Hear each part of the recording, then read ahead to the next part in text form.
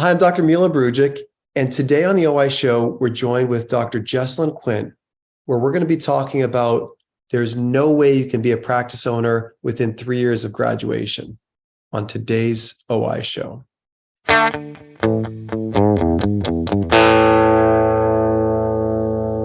Jesslyn, thank you so much for being a guest on our show. Truly appreciate your time. Share with the audience a little bit about yourself, where you went to optometry school, where you did your residency, and now where you're currently practicing. Thanks, Milay. It's so fun to be here. I'm excited to be here talking with you. So I'm a Texas native. I grew up in the big state of Texas. My parents still live there. My siblings are there. I went to undergrad there. After that, I went to optometry school at Indiana University. I just wanted to get out of Texas for a little bit. In optometry school, amazing, loved being a big part of the Big Ten. After optometry school, I went to residency, did an ocular disease residency in Chicago at ICO. Awesome. After that, landed in Maine, which I never in a million years would have thought that that's where I had landed. And just as you had kind of introed, within 3 years of graduating, I became a practice owner with 2 other people. And it's been a wild, but really fun and rewarding ride. So, Justin, you started at the practice right now where you are as an associate doc, I'm assuming, or employee doctor. Is that a correct assumption? Correct. I joined as an associate. The practice had one single owner who, within 8 months of me being there, decided to kind of start the process of maybe he was wanting to step away a little bit. And so we started having the discussion of ownership transition and buying out and the whole valuation process and everything else that went with that. Now, how many locations does the practice currently have? And how many locations did it have when you first bought into the practice? Overall, our business has 3 primary eye care locations currently and a separate dry eye center that houses medical aesthetics as well. So that's kind of our 4th location. It had 3 primary eye care locations whenever we bought it. So it had a really good foundation. And so over the last 6 years, my practice owners, my business partners and I, we've just kind of worked on scaling it, growing it, beefing up, those numbers, but it had a really good foundation. And so we haven't added a ton of locations other than the dry eye center. So you've taken the locations that you have, and I'm assuming you've grown them over time then. Is that a correct assumption as well, too? Yes, absolutely. Within our first year, even just modernizing it a little bit, shaking things up, really looking at the operation system, making that more efficient within each of the different offices. That allowed us to, see more patients more efficiently, bringing in different products, different services, all of those kind of working smarter, not necessarily harder, more of that type of approach allowed us within like the first year of ownership, we had almost doubled the profits, which was great from when, the years before. And that's just been really fun to be able to be creative and to really kind of focus on the growth of the business when we had a pretty good foundation. So, Jesslyn, we're going to talk about some topics here that are going to be, I think, the ones that everybody's kind of wanting to know about. Because, listen, I graduated in a tough year, so I know you're looking at me and thinking, "There's no possible way this guy could have graduated in 2002," but I did. This is 21 years in clinical practice for me. But when I graduated, 2002. In my 4th year when I was on rotations, 9/11 happened. So when you talk about economic instability, I mean, we were at the heart of it at that point. So it was difficult. Plus, I graduated with a ton of debt. Did you have student debt when you graduated optometry school? I did. I definitely did. I came from a very middle-class family, and in order to get through higher education, I had to take out the student loans. And I will say, like, when I was looking at, buying a practice, that was one kind of not concern, but question that I had, like, can I do this with my, personal student debt level? And of course, you have to be smart. You have to have a budget, but you can definitely do it. Anything is possible. And I will say that being a practice owner has allowed me to, kind of essentially pay that off, pay that down a lot faster, I think, than if I had possibly been kind of just an associate. So, Jesselyn, here's where I want to start diving into a few questions here, because I know a lot of the people on the call are either thinking about, yeah, I do want to be a business owner, but I don't know how to do that with this kind of big. And sometimes it's just a mental barrier. I can't get past the fact that I have this debt in order to get to the next level and start even thinking about investing in my future with owning a practice. Because ultimately, that's really what you've done by buying and becoming a part owner of this practice. But how did you go about really financing the practice purchase? Did you go to a bank? Did you work with the current owner to say, hey, maybe we can work out something where you could be the financier for me? How did that work with respect to your specific situation? We did a little bit of both. We went to our local banks. Being in Maine, the beauty of that is that you're a community, and so you know the bankers essentially, and they're able to, a lot of times they're your patients, or they're able, to see the Yeah. business and see how Mhm. it's doing. And I think that that was a big advantage. So we went to a couple like local banks, shopped around. We So I have two business partners, and we all had student loan debt at the time. And so with that, that was a big, almost a risk initially for our bank.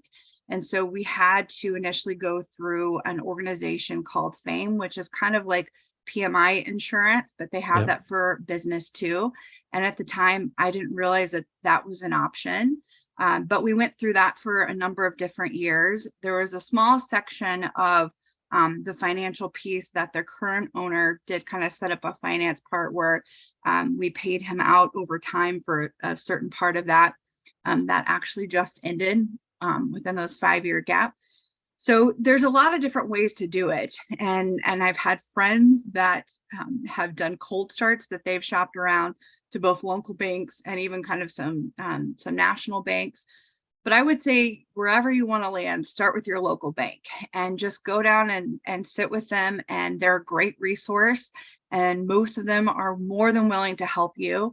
And if you need something kind of equivalent to PMI insurance, don't be afraid to look at it, because if it helps you get started and helps your, dream kind of get into motion, if you work hard and play it smart, you can easily pay that off within a short amount of time if you need to. So, Jesselyn, here's the other piece to this business ownership puzzle, because, okay, so you've kind of done the calculations. I'm assuming that at the time you were probably a little bit nervous, but thought, this is my professional goal. This is what I want to do, and I'm willing to take the risk for it.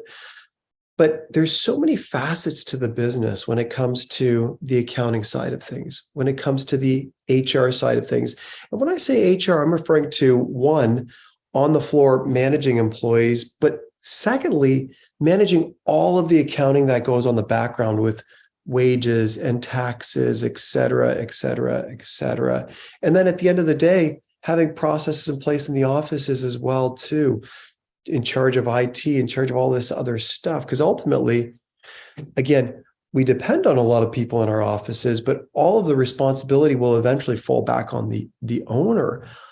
Where did you learn that? Was the senior doc a mentor to you? Did you go to classes? Is there some type of business backing that you had that I'm unaware of? I mean, how did you seek that out, and how did you learn that process? Yeah, I do have an MBA background. So before I went to optometry school, I had some intro to that, but learning it didactically and applying it in the real world sense can, sometimes there's a difference. It's like That learning about eye diseases on a PowerPoint and then clinically seeing it. I So always joke that you could we were taught how to refract on a phoropter in optometry school, but until you hear the patient respond to which lens looks clearer, lens 1 or 2, and them repeating the line that they're saying, you realize that you have to sometimes rephrase the way that we're communicating on things. Yeah, no, I exactly. understand. I understand. So yeah, so Exactly. you did have an MBA background. Okay, I great. had an MBA background, so that helped lessen the learning curve to some extent. I at least had familiarity with jargons. I knew a little bit where to go for resources.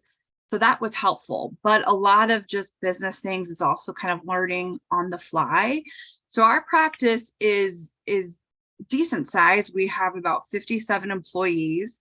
And so with that, like the HR is a big piece of it. Even when you bring on a new employee, signing them up for insurance and making sure you stay within, both your state and federal codes. And then obviously the bookkeeping part, and then, the tax accounting part. There's a lot of different pivots. And I would say the biggest thing that when I first started, I wanted to almost do a little bit of everything, but I think I realized pretty quickly that to some extent, you need to focus on what your strengths are, what you're really good at, and then delegate, have other people on your team handle those parts so that, you can focus on your strengths or patients. And you need to be still overseeing it as an owner, just like you said, you're responsible for everything. And so just, I think that's been the finding that balance of doing still clinical care and doing the admin things is, back and forth all the time. But I feel like we have a really great team. So each of our offices has an office manager. We have now recently, we hired and created a position for the director of operations, which does a lot of our kind of HR sign on. And is that just like, is that an individual who oversees all of the locations, or is that at every specific location you have a director of operations? One director of operations for all locations. And then the office manager is at each location. So the office managers kind of report to the director of operations, who then reports to my business partners and I. So it's a little bit of that hierarchy. We had an in-house person who was doing our bookkeeping for a lot of reasons. Then we outsourced that to kind of a third party bookkeeping. We have a tax accountant. And so I feel like we're able to do it all because we've have really great people. But I will say that, part of that has been figuring out what works for our practice, efficiency wise. And we frequently have meetings, and we're really big on like team culture and communication. So even if you have a great team in place, you have to make sure that your systems are efficient and, consistent throughout each of our locations. So there's a lot of just kind of check-in points essentially to make sure that everything is being done. Jessalyn, you've gone through a pretty large optometry journey in a very small period of time since you graduated. I mean, this is 9 years in clinical practice for you. If you include your residency year, which is, again, you're not in the private practice setting, but you still were seeing patients for a year. So you're approaching 10 years out. If you had one piece of advice to that student that's coming out of optometry school now, or just graduated and really had that passion or that drive for practice ownership, but is struggling to find the path to ownership, what's the one piece of advice you could give to that individual right now who maybe is looking at a mountain of student debt, maybe doesn't necessarily know how to find that practice, and is concerned that maybe I don't know if I can make it work, but this is something I'm passionate about. This is why I went to optometry school, because I wanted to autonomously be able to care for patients in a setting that I own. What's that piece of advice that you give to somebody? I think I would say don't be afraid to take risks. I think there's never the perfect time. Sometimes there's never like the perfect situation or perfect opportunity. If you know that that's what you want, just go for it, figuring out a way. And I think along the way, if it's not meant to be, you can pivot. There's always an option to either make it better or to pivot something else to something else. And so I think just going for it, not letting the intimidation factor or the worry of your student loan debt, or sometimes just the decision of becoming a practice owner can feel very rooted, like you're in it, but go for it. There are always options down the road. The beauty of being a practice owner is that you have a lot of flexibility. So things like with burnout, or if you want to lecture or have different students in your practice, or specialize in dry eye or specialty contact lenses, or, whatever it may be, you get to be your own boss. And so there's a little extra work that comes initially with that, but taking the biggest risks sometimes have the biggest rewards. Jessalyn, you are wise beyond your years. I think your advice is truly sage. And I think anybody listening to this really respects your opinion, and I think you're spot on. I think the advice that you gave was so spot on, in particular for the individual looking to do this for themselves. Jessalyn, thank you so much for your time on this podcast. I really appreciate it.